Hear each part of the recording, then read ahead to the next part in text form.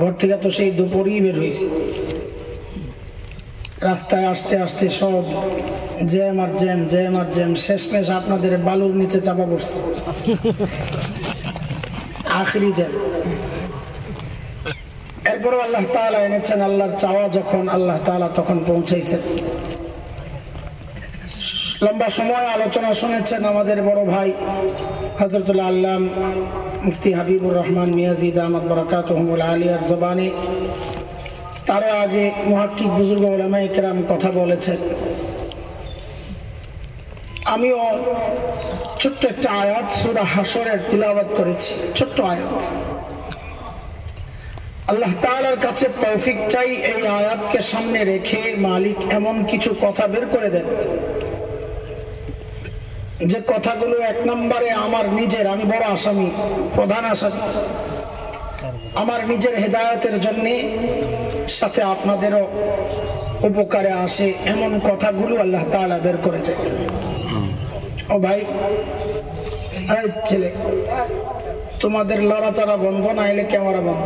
তোমাদের জন্য মাহফিল না, শ্রোতাদের জন্য মাহফিল। ওনাদের ডিস্টার্ব হয় এমন কিছু করা যাবে না, যা করার 1-2 সেকেন্ডের মধ্যে কাম সারো, নাইলে উঠাই দেবো। একদম মনোযোগ দিয়ে শোনা লাগবে, রেকর্ড করে। আগে শোন বেটা, তুই মানুষের কি শোনাবি, আগে নিজে শোন। এরা তো থাকে সারাক্ষণ ফিকিরে, মানুষের শোনাবে। নিজে শোনার ফিকির করলে আর এই ক্যামেরা ভিডিও করার সময় আছে তার হাতে, নিজেই তো আল্লাহরে সময় দেওয়ার টাইম পাইব না। আমি যে আয়াতে কারিমা তিলাওয়াত করেছি, এই আয়াতে আল্লাহ সুবহানাহু ওয়া তাআলা আমাকে আপনাকে বড় মায়া করে ডাক দিচ্ছেন, ইয়া আইয়ুহাল্লাযীনা আমানু। এই ডাকটা মালিকের বড় মায়ার ডাক। কুরআন আল কারীমের মধ্যে আল্লাহ ঈমানদারদেরকে দুই ভাবে ডেকেছেন। কোথাও ইয়া আইয়ুহান নাস, ইয়া আইয়ুহাল ইনসান, আবার কোথাও ইয়া আইয়ুহাল্লাযীনা আমানু। আমাদের হযরত মুফতি শফি রহমাতুল্লাহ আলাইহি বলেন, এই দুই ডাকের মধ্যে অনেক পার্থক্য। কি পার্থক্য? যে আমরা আমাদের সন্তানদেরকে ডাকার ক্ষেত্রেও এই পার্থক্য করি। আমাদের সন্তানদেরকে আমরা কখনো নাম ধরে ডাকি, আব্দুল্লাহ, কথার কথা। তখন সন্তান বুঝে বাবা হয়তো রেগে আছে, ডাকের নমুনা ভালো না। কখনো কখনো বাবা সন্তানকে, বাবা আর সন্তানের যে সম্পর্ক, ওই সম্পর্ক ধরে ডাক দেন, আব্বু। তখন সন্তান বুঝে বাবা আমাকে মায়া করে ডাক দিছে। ঠিক আল্লাহ তাআলা যখন ডাকেন, ইয়া আইয়ুহান নাস, ও মানুষ, আল্লাহ যেন নাম ধরে ডাকলেন, বুঝে নেওয়া যে আল্লাহ হয়তো রেগে আছেন, কঠিন কিছু আসছে। কিন্তু আল্লাহর সাথে বান্দার যে সম্পর্ক, ঈমানের সম্পর্ক, ওই সম্পর্ক ধরে যখন আল্লাহ ডাক দেন, ইয়া আইয়ুহাল্লাযীনা আমানু, ও ঈমানদারেরা, তখন বুঝে নেওয়া যে আমার মালিক আমাকে বড় মায়া করে ডাক দিয়েছে। আমি যে আয়াত পড়েছি, এই আয়াতে আল্লাহ মায়া করে ডাক দিয়ে কি বলছেন? আল্লাহ বলছেন, ইয়া আইয়ুহাল্লাযীনা আমানুত্তাকুল্লাহ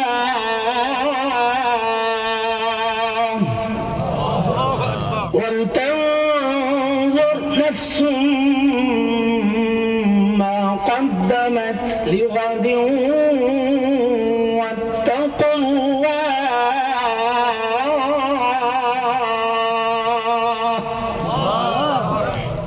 দুইটা হুকুম করেছেন আল্লাহ তাআলা। এক হচ্ছে, ও ঈমানদারেরা, আল্লাহকে ভয় করো, এই এক হুকুম। এই হুকুম নিয়ে আমি কথা বলছি না। আল্লাহর দ্বিতীয় হুকুম, আল্লাহ বলেন, ওয়াল তানজুর নাফসুম মা কদ্দামাত লিগাদ। প্রত্যেকটা মানুষের উচিত তার আখিরাত নিয়ে চিন্তা করা, আমার আখিরাতের পুঁজি কি, কামাই কি, সম্বল কি, কি নিয়ে আমি আমার মালিকের সামনে দাঁড়াবো। প্রত্যেকটা মানুষের চিন্তা করা উচিত। শুধু মুরিদরা চিন্তা করবে পিসাববাদ, শুধু মুসল্লি চিন্তা করবে ইমামবাদ না, সাধারণ মানুষ চিন্তা করবে আলেমবাদ না। আল্লাহ বলেন, এই চিন্তা প্রত্যেকটা মানুষের করা উচিত। বলে চিন্তা করি বলেই তো এই মজলিসে আসছে, না এখানে অন্য কোনো মাকসাদ আছে? খিচুড়ি আছে নাকি, জিলাপি কিছু নাই? আহারে পোড়া কপাল, তো কি জন্য আইছেন এই মাহফিলে আপনারা?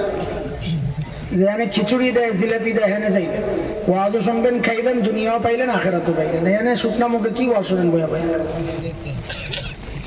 আয়োজকরাও বড় জালেম, কেউ ডেক ডুক নাই, ডেকের ওয়াজ না এটা না।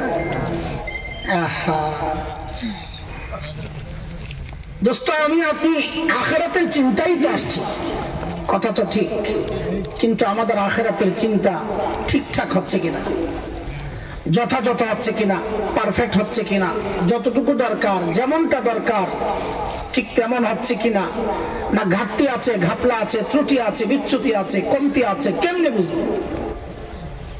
তো আল্লাহ সুবহানাহু ওয়া তাআলা আমাদের সামনে নমুনা রেখেছেন হযরতে সাহাবায়ে কেরাম রিদওয়ানুল্লাহি আলাইহিম আজমাইনদেরকে, যে তুমি তোমার ঈমানকে সাহাবীদের ঈমানের সাথে মিলাও।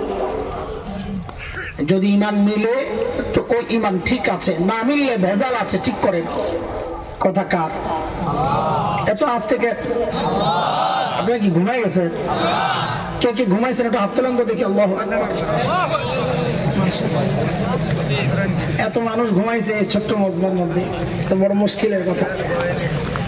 আমাকে বুড়ে হুজুরের গায়ে আপনারা ঘুমাই গেলে কেন? হুজুর দিয়ে তাকান আর যেতাও, যে বুড়া মানুষটা বসে রয়েছে। ঈমানকে কাদের সাথে মিলাইতে হবে বলে? আল্লাহর সাথে বলে মিলাইতে হবে। হ্যাঁ, মনোযোগ দিয়া শোনেন না, মনোযোগ দিয়া শোনেন। আমি তো উড়া দুরা মারতে পারবো না, উড়া দুরা বুঝেন?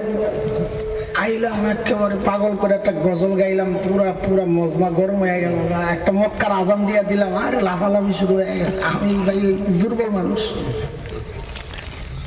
এটা আলাদা যোগ্যতা, এটাকে অসম্মান করছি না আমি। ওইটা পারলে ভালো, ভালো মানে মজমা জমায় রাখা যায়,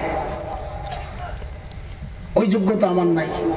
ভাঙ্গা গলার মানুষ, মাদ্রাসায় পড়াই, যেভাবে পড়াই ওইভাবেই বয়ান করি, বুঝাইতে বুঝাইতে আগাইতে থাকি, যে বুঝে বসে না বুঝলে যাবে না।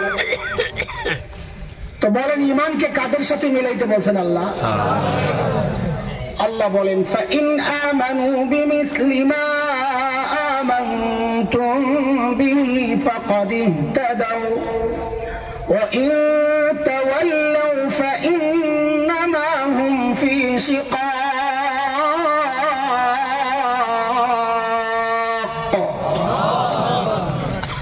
আল্লাহ বলেন তোমার তাকওয়াকে সাহাবীদের তাকওয়ার সাথে মিলাও। বলে কেন মিলাবো? তো আল্লাহ বলেন কারণ সাহাবীদের তাকওয়ার পরীক্ষা আমি নিয়েছি, ওই পরীক্ষায় ওরা পাস, তোমারটা মিললে তুমিও পাস। কথা কার? আল্লাহ বলছেন উলাইকাল্লাযীনা ইমতাহানাল্লাহু কুলুবাহুম লিত্তাকওয়া লাহুম মাগফিরাতুন ওয়া আজরুন আযীম।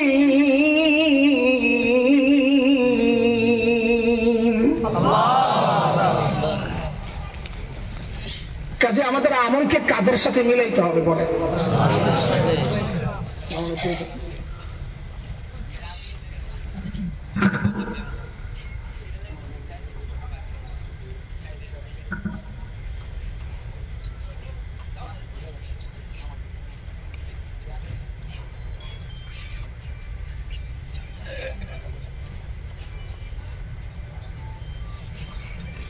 বুড়া মানুষের তাকায় গেছে, কতক্ষণ তাকায় থাকে, কত কষ্ট করে ঘাড় ব্যথা করবে। এই বয়সে আমাদের বয়ান, আমাদের তো উস্তাদ, ওনারা কি আমাদের? আরে আমার মতো কারো না কারো উস্তাদ মানে আমারও উস্তাদ, ঠিক না? হ্যাঁ, তো উস্তাদ তো উস্তাদই। ওনারা এতক্ষণ বসে রয়েছেন, পাহারা দেয় আমরা ঠিকঠাক বলি কিনা, না বললে ভুল বললে ধরবেন আর কি। বয়ান শুনতে বসে দেয়। আমি বয়ান করার সময়ও আমি বলি যে আমার এখানে শ্রোতা আছে অনেক রকমের, কেউ আছে যাদেরকে আমি পড়াশোনাইতেছি, এই যে ওনাদেরকে পড়াশোনাই। কেউ আছেন যাদের সাথে তাকরার করতেছি, তাকরার বাতাসা পোলাপান বুঝবে, যারা বুঝছে একবার বুঝলেই চলবে, আপনাকে বোঝানোর দরকার নাই। কেউ আছে যাদের সাথে একটু কথা শোনাইতেছি, আমরা কি শিখলাম দেখো, ভাল লাগলে তুমিও আসো আমাদের সাথে, এই আর কিচ্ছু না। আমার শ্রোতা তিন রকমের, তো আমলকে কাদের সাথে মিলাইতে হবে বলেন দোস্ত? সাহাবীদের সাথে আমাদের আমল হুবহু মিলবে না, এটা মাথায় রাখা ঠিক। হুবহু মিললে আল্লাহ সুবহানাহু ওয়া তাআলা আমাকে আপনাকে এই যুগে না পাঠায়া নবী যুগেই পাঠাইতেন।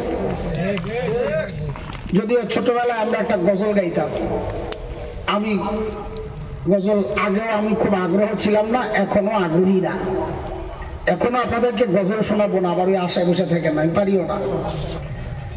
ছোটবেলায় আমার গলা খুব সুন্দর ছিল, বাকি তখনও গজল গাইতে আমি উৎসাহী ছিলাম না। তিলাওয়াত করতাম, সুন্দর তিলাওয়াত করতাম একসময়। তো বন্ধু বান্ধবরা ওই যে গলা সুন্দর বইলা খালি বলতো গজল গা, আগাইতাম। তো এক দুইটা শিখছিলাম যে বলা লাগে মাদ্রাসার প্রোগ্রামে। তো এই একটা গজল গাইতাম আমরা, এক লাইন শোনাই আপনাকে। জন্ম যদি হতো মোদের রাসূল পাকের কালে, আহা রাসূল পাকের দেশে।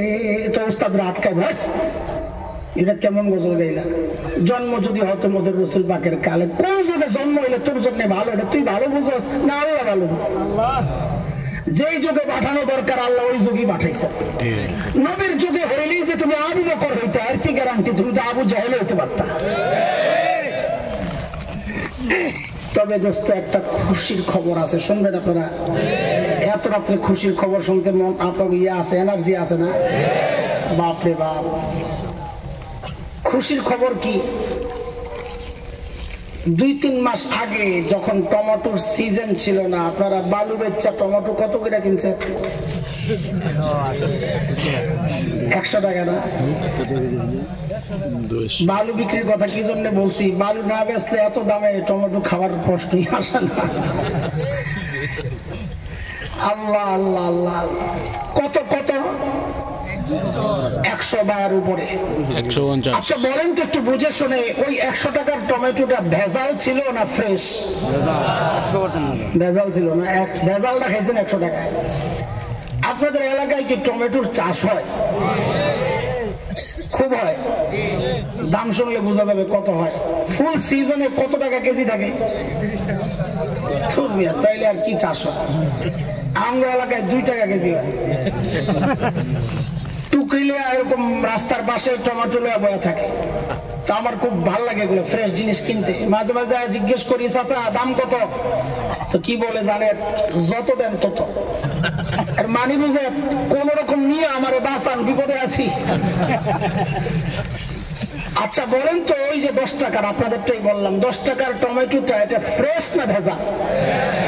হায় খোদা, ভেজালটা খাইলেন 100 টাকায়, ফ্রেশটা খান 10 টাকায়। এইনি বুদ্ধিমাতা। কারণ কি বলেন তো? সিজন আর আনসিজন। এই যে এক ভাই বলছে, এটাই কথা। সিজনের জিনিস হয় ফ্রেশ, দাম হয় কম না, অরিজিনাল, ওইটা আসল দাম। অফ সিজনের জিনিস হয় ভেজাল, কিন্তু রেট হয়। ঠিক এটাই আমাদের আনন্দের একটা উপলক্ষ।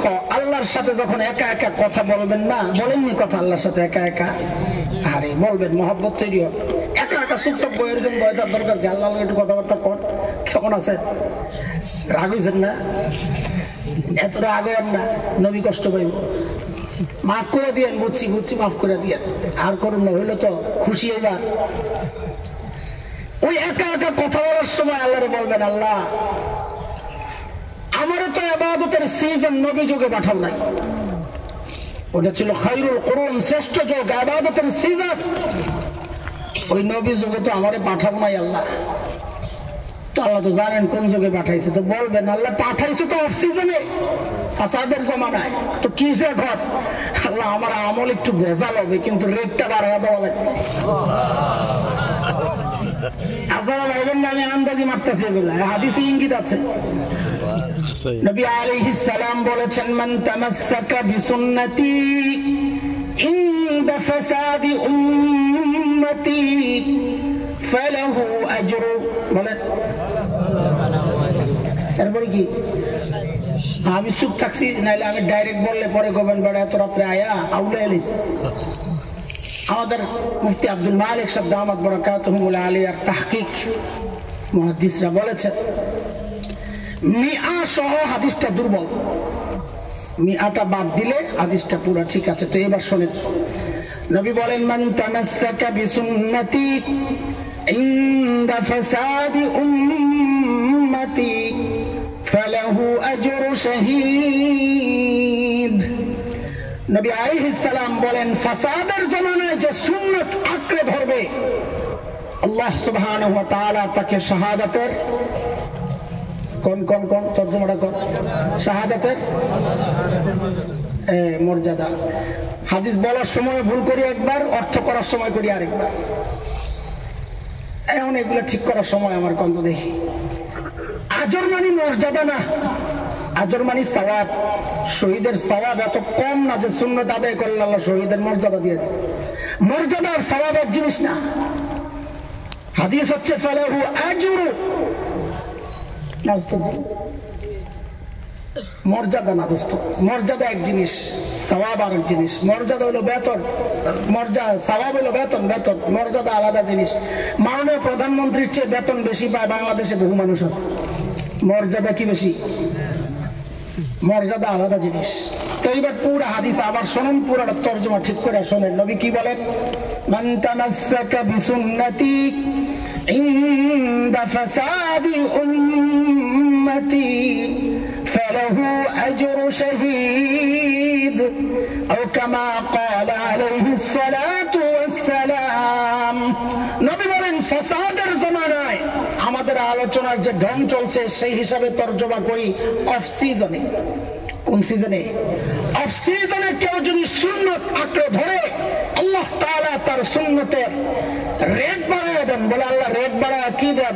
তো আল্লাহ কয় শহীদের সওয়াব দিয়ে দেন।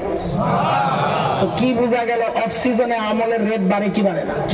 কথা বলেন, বাড়ে কি বাড়ে না? ওইটাই আল্লাহর কাছে বলবে। শুনেন, কথা আমি শুরু করিনি, আমি ভূমিকা সাজাইতেছি কথাগুলো বোঝানোর জন্য। সাহাবায়ে কেরামের সাথে আমাদের আমলের মৌলিক তফাৎটা কোন জায়গায়? মৌলিক পার্থক্য কোথায়? দেখেন, ছোটবেলায় আমরা লেখাপড়া করেছি, খেলাধুলাও করছি। এবং হুজুর যা দেখেন ওই খেলছেন না, খেলছেন। আর তোরা আবার আমরা খেলারে দলিল বানাইস না, পড়ারে দলিল বানাইস। আমরা যেমনি পড়ছি পারলে ওইভাবে পড়িস। এখনকার বাচ্চারাও খেলাধুলা করে, লেখাপড়াও করে। পার্থক্য কি আমাদের সাথে এখনকার বাচ্চাদের? আমরা লেখাপড়া করছি, কি লেখাপড়া করছি এগুলো শুনলে বলবেন, বিশ্বাসও করবে না।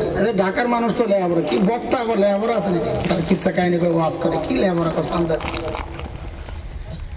আরে আমি তো ছোট নিচের যত কিতাব আছে আমার মুখস্থ এখনো পড়ছি বহু আগে, কিন্তু টান মারলে দেখা যায় এখনো বহু কিতাব চলছে ঘটর ঘটর। বিশেষ করে আরবি সাহিত্যের সবচেয়ে কঠিন কিতাব মাকামাত, এটা অর্থ করতেই তো জানবার হয়ে যায়। আর আমি যদি মাকামাত দিয়ে তারাবি পড়াই কেউ টের পাইবে না, কোরআন শরীফ পড়াটা অন্য জায়গা থেকে পড়তেছে। على أني وإن أغمضني الفتن المتغابي وأضع عني المحب المحابي لأكاد أخلص من غمر جاهل أو ذي غمر متجاهل يضع عني لهذا المدع ويندد بأنه من مناهي الشرع ومن نقد الأشياء بعين المعقول وأنعم النظر في مبان الرسول نظر هذه আর এটা রুকুর তাকবীর না, যেমন তোরা সিলানি শুরু করছিস। আমি তো রুকুত গেলাম হইলে। হ্যাঁ, আমরা লেখাপড়া করছি আলহামদুলিল্লাহ। সাফাতুল মাসাদের পোলাপান্ডে এখন জিজ্ঞেস করলে অর্থ তর্জমা করার সময় কোথায় খালি কিরে ভুলে গেছিস? আমরা তো পড়ছি এলো 33-35 বছর আগে, 89-90 শটে। তো কয় বছর হয়েছে? 31 বছর। অথচ সাফাতুল মাহাদের শুরু থেকে যদি টান মারি তখন তো আমরা বাংলায় তর্জমা করতাম না, উর্দু দিয়ে পড়তাম। আর নাসরুল মাদুদ কানাল খুরুদনা কালা দুখুলু দাখিল নাল কুদু বিতনা তলব তলব কানাল হাবু কানাল হাসি খেতি কানা সাতর জবানাল মাতর মাইবরু তাল খুরুদাম শারনা আল্লাহ সুচনা চলছে গাড়ি যাত্রাবাড়ি করে যায় থামবে আমি নাহমির বসছি, নাহমির ইবারত অর্থ তো মুখস্থ করতাম, এটা তো কোনো ইয়া নাই। ইবারত শব্দ আবেদা আশতাক আল্লাহ তাআলা কে মুখতাসির মজবুত দলিল মিন হাওরা মুক্তাদি বাদ মুরাদাতুল মারিফাত ইস্তিকাফা যুক্ত মুহিমাত তাসরিফ হাসান ওয়া গায়রুদ্দিন নওয়াজ মারিফাত ওয়া রবনা সাদ খান্নান তুয়ানি দাত তৌফিক আল্লাহ তাআলা ওয়া বলা ভাই লেখাপড়া করছি, লেখাপড়া খেলছি একটু। এখনকার বাচ্চারাও লেখাপড়া করে, খেলাধুলাও করে। আমাদের সাথে পার্থক্য কোথায়? আমরা পড়তাম, ফাঁকে ফাঁকে খেলতাম, ওরা খেলে ফাঁকে ফাঁকে পড়ে। ঠিক ঠিক সাহাবায়ে কেরামের সাথে আমাদের পার্থক্যের মূল জায়গাটা এমন, সাহাবায়ে কেরাম আখিরাতের কাজ করছেন, দুনিয়ার কাজও করেছেন, বকরি চড়াইছেন, কৃষি কাজ করেছেন। আমরাও দুনিয়ার কাজ করি, আখিরাতের কাজও করি। পার্থক্য কোথায়? সাহাবায়ে কেরাম আখিরাতের কাজ করতেন, ফাঁকে ফাঁকে দুনিয়ার কাজ করতেন, আর আমরা দুনিয়ার কাজ করি, ফাঁকে ফাঁকে আখিরাতের কাজ করি। তাও বেজাল, তাও কি? এই গ্যাপ যত কমানো যাবে, বড়রা বড় দুনিয়ার জিন্দেগিতে সাহাবীদের যত কাছাকাছি আসা যাবে, হাসরেও সাহাবীদের তত কাছাকাছি থাকা যাবে। এই জন্য আমলকে মিলাইতে হবে কাদের সাথে? যত কাছে যাওয়া যায় হাসরেও তত কাছে, এটা মাথায় রাখা। তো ওই যে শুরুতে আল্লাহর হুকুম, আখিরাতের জন্য প্রস্তুত হও, কি আমল পেশ করবা, এই হুকুম সাহাবায়ে কেরাম কিভাবে গ্রহণ করেছেন এটা একটু দেখি। তাহলে আমাদের একটা আদর্শ আমরা পাওয়া যাবো যে এইভাবেই করা উচিত, পুরা না করলেও যতটুকু সম্ভব। সাইয়্যিদনা আবু বকর সিদ্দিক রাদিয়াল্লাহু আনহু যখন খলিফা, রাষ্ট্রপ্রধান, তো ওনার দরবারে রাষ্ট্র পরিচালনার একটা সিস্টেম ছিল। দরবারে বিধবা অসহায় নারীদের লিস্ট থাকতো। স্বেচ্ছায় কেউ খিদমত করতে চাইলে গোপনে চলে যেত। এটা অনেক সওয়াবের কাজ। নবী আলাইহিস সালাম বলেছেন, যারা ইতিম আর বিধবার দায়িত্ব নেয়, ওই ব্যক্তি আর আমি নবী জান্নাতে পাশাপাশি থাকব। এটা তো এই সমাজের একটা কুৎসিত চেহারা। এই সমাজের মানুষ অন্য বিধবার দায়িত্ব, কিছু মানুষ অন্য বিধবার দায়িত্ব নিবে থাক দূরের কথা, নিজের বিধবা মায়ের খেদমত করে না। এমন কুলাঙ্গার সমাজে আছে কি নাই? সাইয়্যিদনা আবু বকরের দরবারে লিস্ট, ওমর ইবনে খাত্তাব রাদিয়াল্লাহু আনহু আসছেন, সেই লিস্ট ধরে কোন বুড়ির নাম নিয়ে খেদমত করতে যাবে। এসে নাম তালাশ করে করে পায় না, সব নাম বুট। নিচে একটা নাম পাইছে, এক বুড়ি বাড়ি। হযরত ওমর চিন্তা করছেন, যা করে আল্লাহ এই বুড়ির খেদমত আমি করব। দেখেন ওমরের মতো মানুষ, এত বড় মানুষ, বুড়ির কাজ করার জন্য দূরে চলে গেছেন। তখন কি কাজ? তখনকার মানুষের কাজ কি ছিল? দূরের কুয়া থেকে পানি আইনা দেওয়া, এটা সবচেয়ে বড় কাজ। রান্না বান্নার জন্য লাকড়ি জোগাড় দেওয়া, ঘর দূরে একটু ঝাড়ু দিয়ে দেওয়া, পরিষ্কার করে দেওয়া, হাড়ি বাতিল থাকলে ওগুলো ধুয়ে দেওয়া, এটাই কাজ। অত বেশি কাজ ছিল না, কিন্তু কঠিন কাজ ছিল লাকড়ি আর পানি। খাবারের প্রয়োজন হলে দূর থেকে আইনা দেওয়া। হযরত ওমর পরদিন সকালে ফজরের পর পর বুড়ির বাড়িতে যাওয়া হাজির। একটু বলেন তো হযরত ওমর কখন গেছেন? আমি কথাটা বলেন। কেন জিজ্ঞেস করতেছি? কারণ এটা কোরআনের পদ্ধতি। কোন জরুরি গুরুত্বপূর্ণ বিষয় বলার আগে প্রশ্ন করে নেওয়া। আল কারিয়া মাল কারিয়া ওয়া মা আদরাকা মাল কারিয়া। কারিয়া কারিয়া কি? কারিয়া চিনে? আরে এত প্রশ্নের দরকার কি? বললেই তো হয়। কোন এমনি বললে মনোযোগ আসবে না। আল্লাহ তাআলা চূড়ান্ত মনোযোগ আকর্ষণের জন্য তিনটা প্রশ্ন করে তারপরে বলতেছেন কারিয়া কি জিনিস। তো বলেন হযরত ওমর কখন গেছেন? হ্যাঁ, কথাটা এই জন্য জিজ্ঞেস করলাম, কারণ সাহাবায়ে কেরাম দিনের কাজ শুরু করতেন ফজরের পর। কেন? নবী আলাইহিস সালাম যারা সকালে কাজ করতেন তাদের জন্য বরকতের দোয়া করছেন আল্লাহর কাছে। বিখ্যাত আলিম শেখ ইবনুল কাইয়িম রাহমাতুল্লাহি আলাইহি জাদুল মাআদ আসছে। শেখ ইবনুল কাইয়িম বলেন, যারা সকালে ঘুমাবে ওদের ঘর থেকে জিন্দেগিতে আবাদ দূর হবে না। ঘুমায়েন ভালো করে ইনশাআল্লাহ। পরদিন সকাল সাইয়্যিদনা ওমর ইবনুল খাত্তাব বুড়ির দরজা নক করে বলে, মারি আপনার ঘরের কাজগুলো করার জন্য আমি ওমর ইবনুল খাত্তাব হাজির। বুড়ি ভেতর থেকে জবাব দেন, বাবারে প্রতিদিন যে আল্লাহর বান্দা আমার ঘরের কাজগুলো করেন তিনি ইতিমধ্যেই কাজ করে চলে গেছেন। ফজরের পরে যারা কাজ পায় নাই, কাজটা হয়েছে কখন? কখন? ফজরের আগে।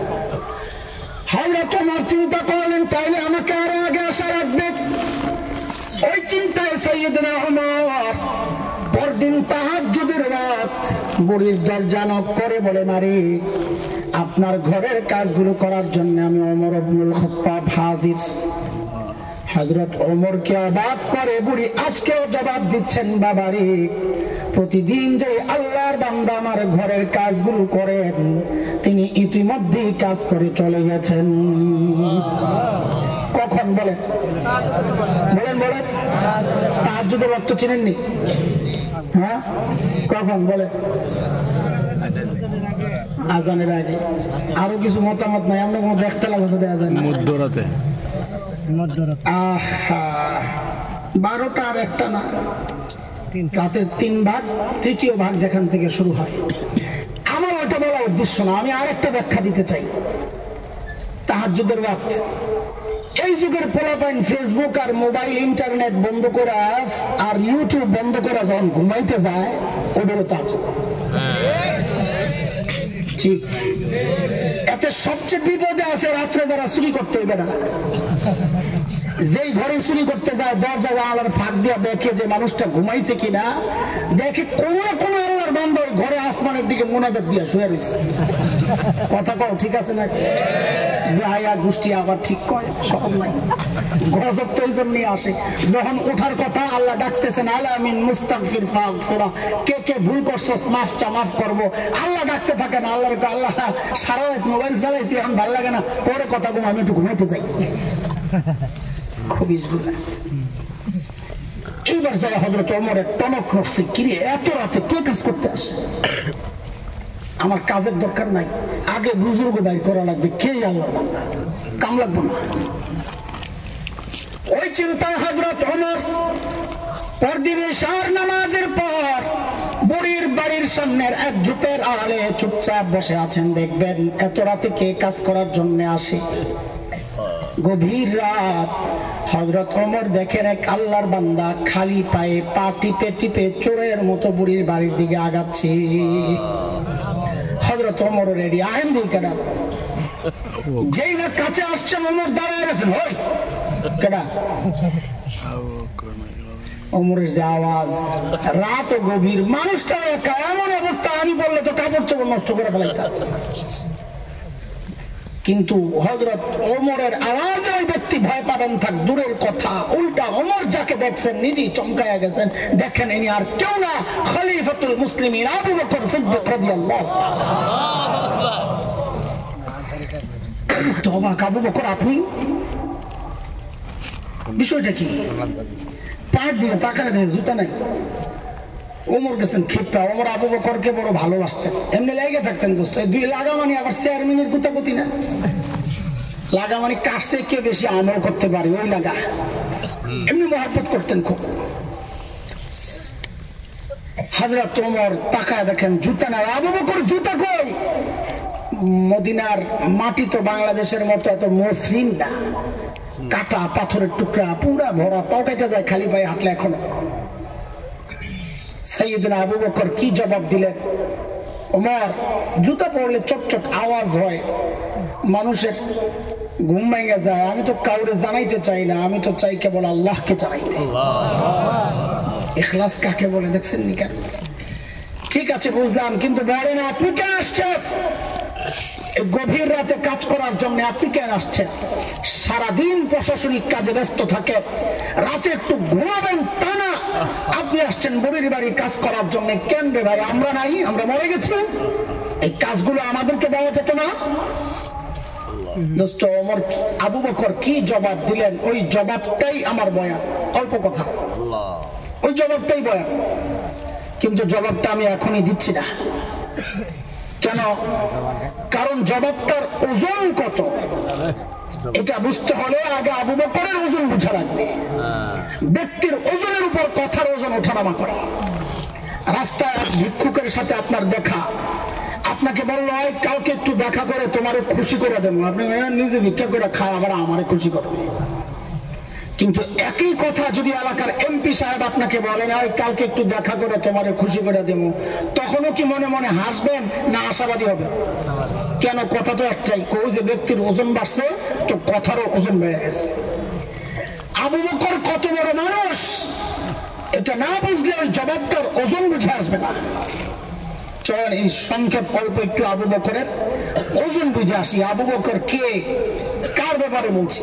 কিন্তু এটা মনে রেখে যে যাচ্ছি কোথায়, বুড়ির বাড়ির সামনে থেকে যেখানে ওমর ধরছেন আবু বকরকে, আবু বকর আপনি কেন আসছেন, কি জবাব দিলেন আবু বকর, ওই জবাবে পরে আসতেছি, আগে আবু বকরের ওজন শুনে। মনে থাকবে না ইনশাআল্লাহ? আবার জায়গায় আসবো ইনশাআল্লাহ, মনে রেখে। আবু বকর কত বড় মানুষ, আহারে বিশ্বাস করেন আবু বকরকে যত পড়ি ততই মুগ্ধ হই, কি মানুষ এটা, আল্লাহু আকবার, আল্লাহ কি পরিবার এটা, এক একজনের চেয়ে এক একজন। একদিন আম্মা জান আয়েশা রাদিয়াল্লাহু তাআলা আনহা মদিনার স্বচ্ছ পরিষ্কার আকাশের দিকে তাকায় তাকায় দেখেন লক্ষ লক্ষ নক্ষত্র দেখা যায়। আম্মা জানের মনে কৌতূহল, নবীকে গিয়ে জিজ্ঞেস করেন, ইয়া রাসূলুল্লাহ, ওই যে লক্ষ লক্ষ নক্ষত্র দেখা যায়, ওগো আল্লাহর হাবিব, আপনার উম্মতের মধ্যে এমন কেউ কি আছেন যার আমলের পরিমাণ ওই নক্ষত্রের চেয়ে বেশি? কেউ কি আছেন ইয়া রাসূলুল্লাহ? আল্লাহর হাবিব বলেন, এসে আছে একজন। কয়জন? কয়জন? আম্মা জানতো মনে মনে খুশি, জানি তো একজনকে, আমার আব্বাই তৈব, আবু বকরই তৈব, স্বাভাবিক আর কেউ। বলে জানলে আবার জিজ্ঞেস করছো কেন? বলে দুনিয়ার সব মেয়েদের স্বভাব, সব মেয়েরাই চায় স্বামীর মুখ দিয়া একটু বাবার বাড়ির প্রশংসা শুনতে। একদিন খালি বদনাম করে দেখেন, এক সপ্তাহ তরকারি মজা হয় না। কথা ঠিক নেই, বলাবেন ঠিক কাজ কি জানো, তুই কি বুঝাস? আমরা যেটা মায়েরা দিন আব্বা মারে দেখে তো না। হ্যাঁ, আপনারা খুব খুশি না বেডি কই কথা কইছি দেখা? মনে করছেন সাইজ হইতেছে না? আমি তো পারি না, সাইজ আপনারে করা হয়েছে, আপনি টের পান নাই। কারণ তার বাবা মার প্রশংসা করলে খুশি লাগে, বদনাম করলে কষ্ট লাগে, সন্তান হিসাবে এটাই তো হওয়ার কথা। খারাপ তো আপনি, এই বউ যখন আপনার মা বাবার বদনাম আপনার কানে ঢুকায় আপনার কষ্ট লাগে না, বরং বউয়ের কথায় যায় মা বাবার সাথে খারাপ আচরণ করে। খারাপ তো আপনি, বউ তো ঠিকই আছে। আল্লাহর হাবিব বলেন, এসে আছে একজন, ওই নক্ষত্রের চেয়ে বেশি আমল আমার যে উম্মতের আয়েশা, সে হচ্ছে ওমর ইবনুল খাত্তাব। কে কে কে? আম্মা জানের মনের অবস্থা কি এবার বলেন। এমনি তো নিজের বাপের নাম বলেন নাই, আবার বলছে কার নাম? সতীনের বাপের নাম। বাপরে বাপ, মা মা আমার মা, এই জন্য আর আগে বাড়লাম না, এই জায়গায় ব্রেকেট লাগাইলাম। আম্মা জান কষ্ট পাইছে, মার ব্যাপারে কথা বলতে অত সতর্ক না। এই যে মাঝখান দিয়ে একটু বলছি সতীনের বাপের নাম, এটা প্রশংসা। কেন? স্বামীকে বেশি পাইতে চাওয়া একজন নারীর জন্য এটা ভালো দিক, এটা খারাপ দিক না, এটা বদনাম মনে করেন না। আয় আল্লাহ, আম্মা জানের মুখটা একদম বেজার হয়ে মলিন হয়ে গেছে। মানুষের চেহারা দেখলে বোঝা যায় না ভিতরে গন্ডগোল চলতেছে। ইংরেজিতে বলে face is the index of mind. মানুষের ভিতরে কি কাজ করে তার চেহারায় প্রকাশ পায়। আল্লাহর নবী বুঝছেন যে আয়েশার ভিতরে গন্ডগোল চলতেছে। নবী জিজ্ঞেস করেন, আয়েশা, তুমি ভেবেছিলে তোমার বাবার নাম বলবো না? আর আয়েশা, শুনো শুনো, তোমার বাবা আবু বকরের হিসাবটা আলাদা, তুমি এর সাথে কেন মিলাও? আমার গোটা উম্মতের আমল যদি এক পাল্লায় করা হয়, আর একা তোমার বাবা আবু বকরের আমল যদি আরেক পাল্লায় রাখা হয়, আয়েশা, তোমার বাবা আবু বকরের আমলের পাল্লা ভারী হয়ে যাবে। আবু বকর কি মানুষ এটা! একদিন হযরত ওমর আসছে, আয়েশা বলেন, কি দোস্ত, আপনার সাথে একটা লেনদেন করতে চাই। তো আবু বকর কি লেনদেন করবেন আপনি? তো ওমর বলেন, দোস্ত, আমার সারা জিন্দগি যত আমল করছি সব আপনারা দিয়ে দিতে চাই। আবু বকর পড়ছে ভালো চিন্তা, কি রে ওমর এত ভালো মানুষ, সারা জিন্দগি উনি আমার সাথে আমল নিয়ে করলো প্রতিযোগিতা, আর আমি বলে সব দিয়ে দিব না? আরে এনে কোনো গুমর আছে কি আছে? আবু বকর মানুষ সরল সোজা, কিন্তু ব্যাকল্প না, কথা কর। এই যে উলামায়ে কেরাম দেন না, পাবলিক মনে করে এটি কিচ্ছু জানে না। ইয়াদা যার সিনায় কোরআন হাদিসের ইলম, সে বোকা না। বোকা তো সে যা আসমানে ইলম থেকে বঞ্চিত। বললেও খারাপ লাগে না, মৌলবি কি হয় না, কথা কয় না। আরে মৌলবী কি হয় না? হাজারো কিস্সা আছে আমার কাছে, অত শোনানোর সময় নেই। আমার খিদা লাগছে খুব বেশি, তাড়াতাড়ি শেষ করো। খালি একটা কথা কই, কাসেম নানুতুবি রহমতুল্লাহ আলাইহি নাম শুনছেন? আরে আল্লাহ, গোটা ভারতবর্ষে মুসলমান না শুধু স্বাধীনতাকামী প্রত্যেকটা মানুষের নেতৃত্ব, যার আঙ্গুলের ইশারায় উঠে বসে হিন্দু মুসলমান সব। হযরত দেওবন্দ মাদ্রাসার পাশে ছোট্ট একটা মসজিদ এখনো আছে, ছাত্তা মসজিদ। হযরত ওই মসজিদে থাকতেন। ইংরেজরা টের পাওয়া চারদিক থেকে ঘেরাও করছে, হযরতে ধরবে। হযরত ভিতরেই ছিলেন, একটা গেঞ্জি গায়ে দেওয়া, লুঙ্গি পরা, মসজিদ ঝাড়ু দেয়। আমাদের বড়রা কত সাদাসিধা। ইংরেজরা ঢুইকা, তখন তার ফেসবুক ছিল না যে হযরতের ছবি দেওয়ালে দেওয়ালে ঘুরে। আল্লাহ বাঁচাইছে, বেড়ালে নাইলে তিনি ধরা গেছিল। ইংরেজরা ঢুইকা মনে করছে এটা তো কাসেম নানুতুবি দা, এত বড় মানুষ। এরা মনে করছে পেটটা তো কমপক্ষে দেওয়ানবাগির মতো। এখন চিন্তা পাবলিক তো যা বুঝে, যত বড় পেট তত বড় ভিড়, মানুষের চিন্তা। তো ইংরেজরা যারা কাসেম নানুতুবিকে জিজ্ঞেস করে, কাসেম নানুতুবি কাহায়? কারা জিজ্ঞেস করছে? কাসেম নানুতুবিকে জিজ্ঞেস করছে, কাসেম নানুতুবি কাহায়? কাসেম নানুতুবি বলছেন ভালো বিপাকে। যদি বলেন আমি কাসেম নানুতুবি ধরবে, আর যদি বলেন পাতা নেই আমি জানি না, তো মিথ্যা হয়। মৌলবী কি হয় না রে, এক কল হয় না, মনে আছে না হেডলাইট? কাসেম নানুতুবি কি করছে? যেখানে দাঁড়ায় ছিলেন ওখান থেকে একটু সরছেন, আগের জায়গাটা ফাঁকা হয়েছে না। আগে কইছিলেন এনেছিলেন না, এখন এখানে আসছেন। এমন একটা ভাব হয়েছেন যে কথাটা বুঝতে একটু দেরি হয়েছে। হ্যাঁ কে কাসেম নানুতুবি? ও আচ্ছা, ও তো আমি হেঁটে, এবারে তো একটু আগে এখানেই ছিল। কথা তো ঠিকই আছে, একটু আগে এখানে ছিল, তো সেই জায়গায় আছে।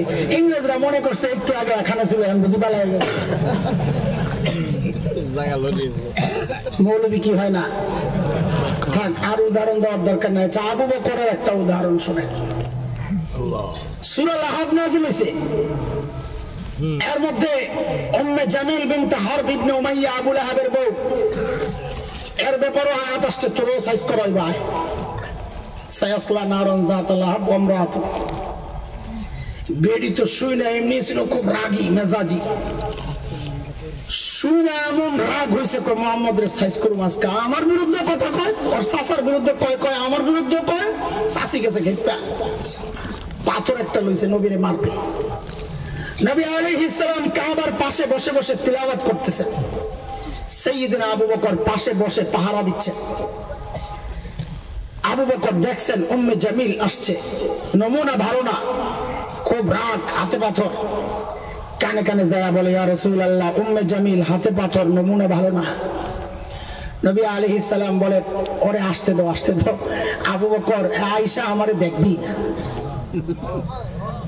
কেন? কারণ আল্লাহ আগে জানায় রাখছেন সূরা বনী ইসরাঈল আয়াত 45, ফাইযা ক্বরাতাল কুরআন জাআলনা বাইনাকা ওয়া বাইনাল্লাযীনা লা ইউমিনুনা বিল আখিরাহ হিজাবাম মাসতুরা। আপনি যখন তিলাওয়াত করবেন, আপনার আর বেঈমানদের মাঝখানে আমি নিরাপত্তা পর্দা দিয়ে দিব, আর আপনাকে দেখবে না। ঠিকই উম্মে জামিল আয়েশা খালি খোঁজে। আবু বকর তো খোঁজার স্টাইল দেখে বুঝছে, চান্দু তুমি তো দেখো না। না পাইয়াই ধরছে আবু বকর, ও মোল্লা।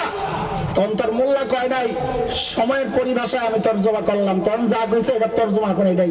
ওই মোল্লা, তোর দোস্ত কই, নবী কই? এখন আবু বকর বলছেন ভালো বিপাকে, দেখে না এটা তো ভালো ছিল, শিখাইছে।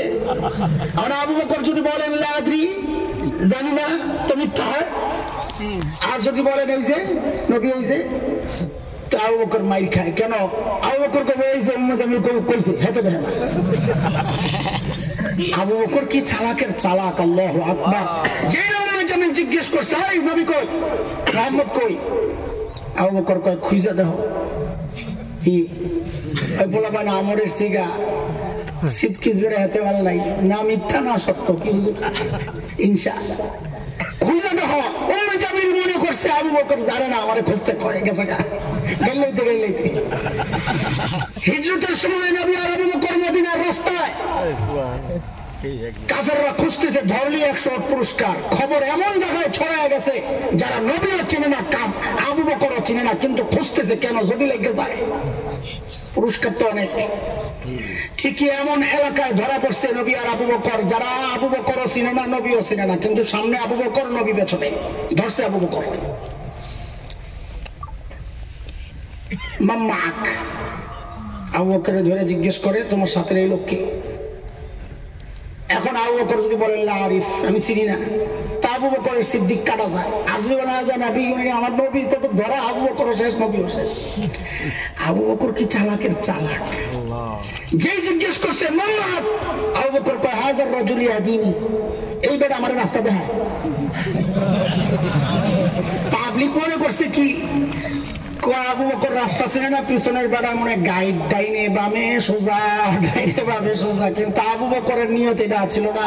আবু বকরের নিয়ত ছিল হাজার রাজুল ইয়াহদিনি ইলাল জান্নাহ, এই লোকটা আমার জান্নাতের রাস্তা দেখায়। আবু বকর চালাক না বোকা?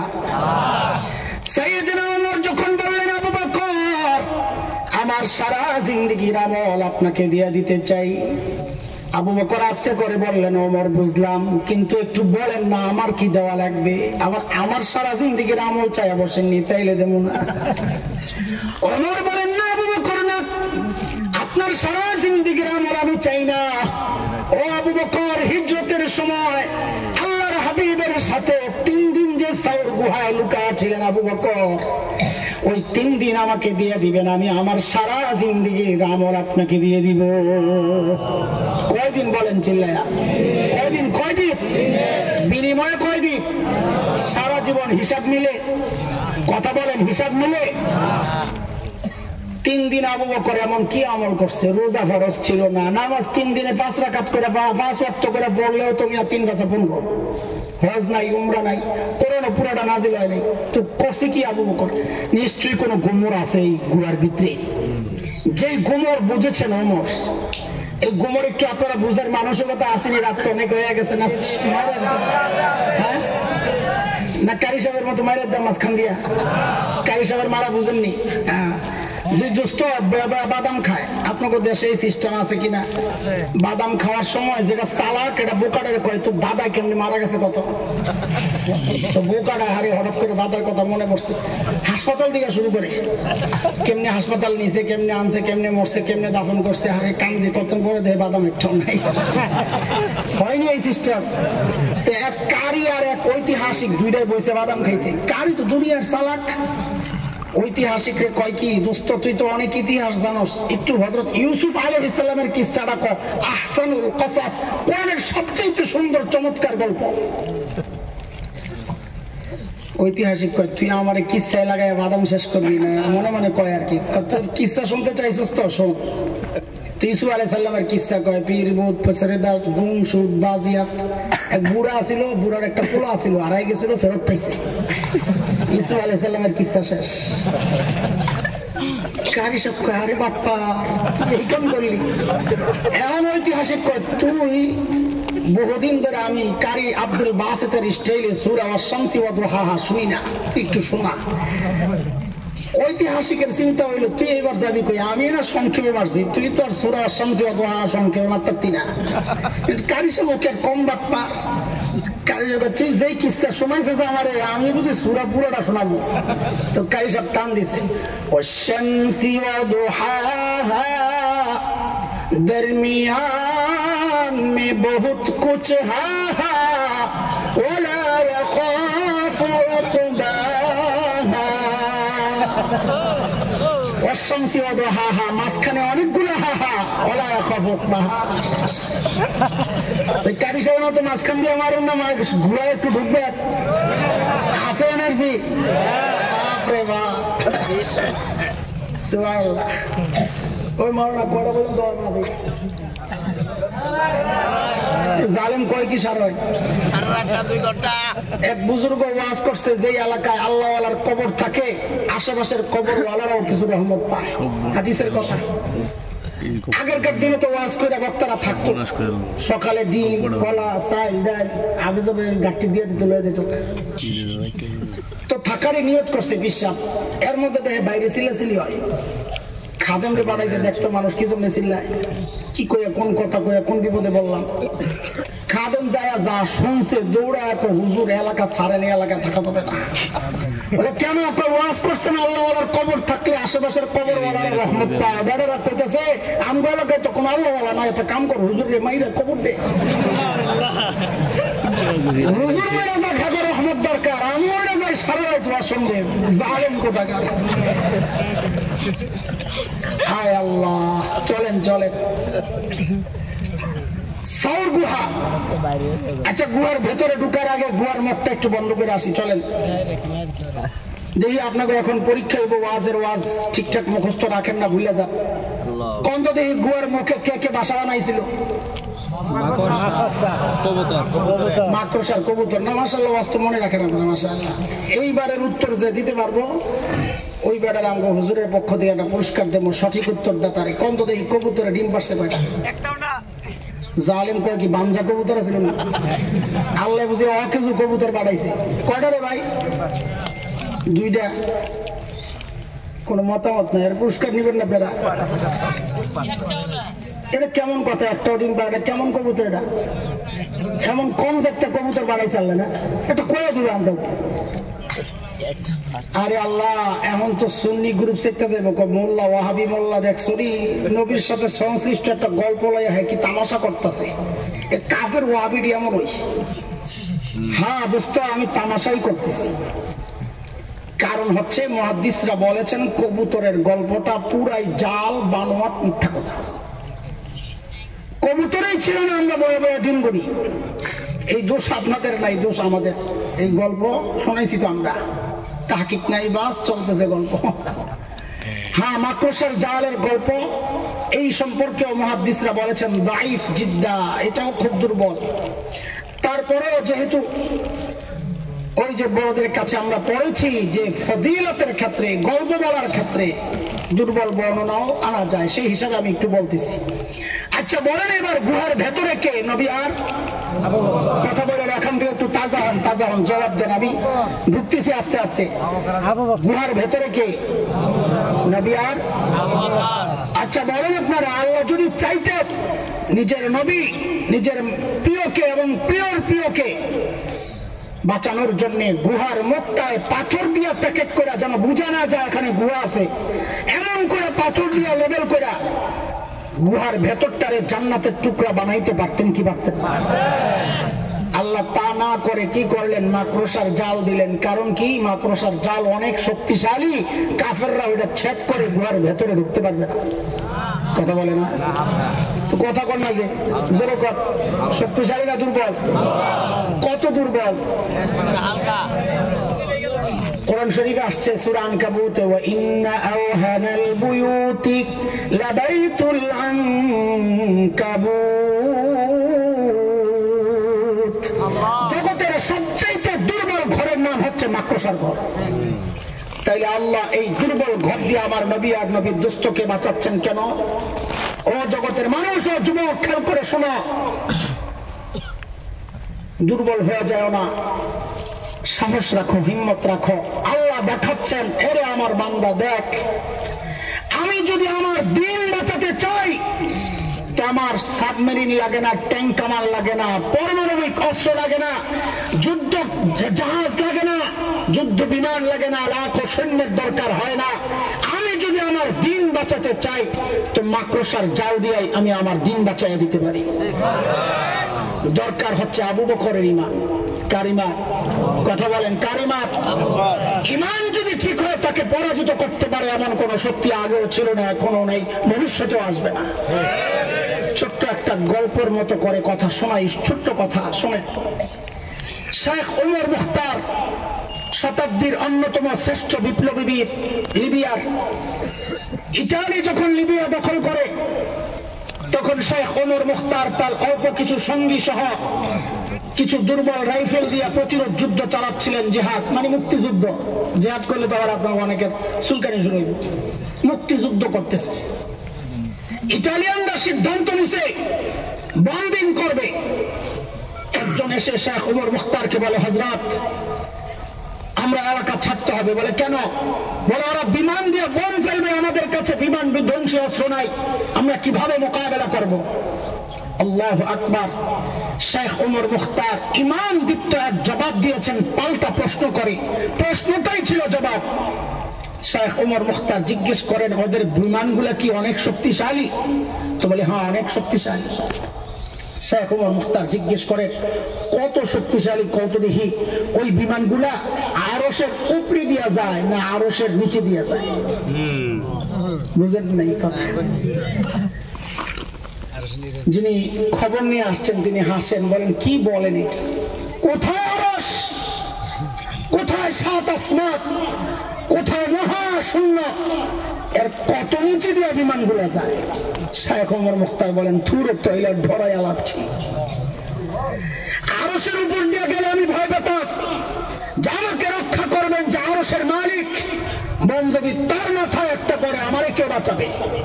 কিন্তু যদি আরশের নিচে দিয়া যায় তা আমার কোনো টেনশন নাই, আমার মালিক আছে তো আমিও আছি। এরে দোস্ত, তিনি মূলত সূরা তাওবার শেষ আয়াতের তরজমা শোনাইছেন, যে আয়াতের মাধ্যমে আল্লাহ সুবহানাহু ওয়া তাআলা প্রিয় হাবিব সাল্লাল্লাহু আলাইহি ওয়াসাল্লামকে সান্ত্বনা দিয়েছেন এই বলে, ফাইন তাওয়াল্লাউ ফাকুল হাসবিয়াল্লাহ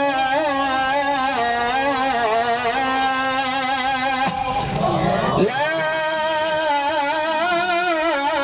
ইলাহা ইল্লা توكلت وهو رب العرش العظيم।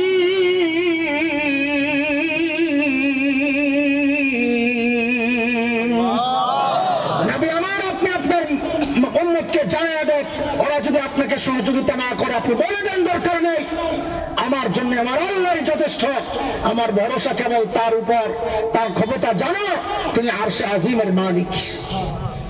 কিন্তু সমস্যা হচ্ছে ওই আল্লাহ তো এখন মারা গেছে,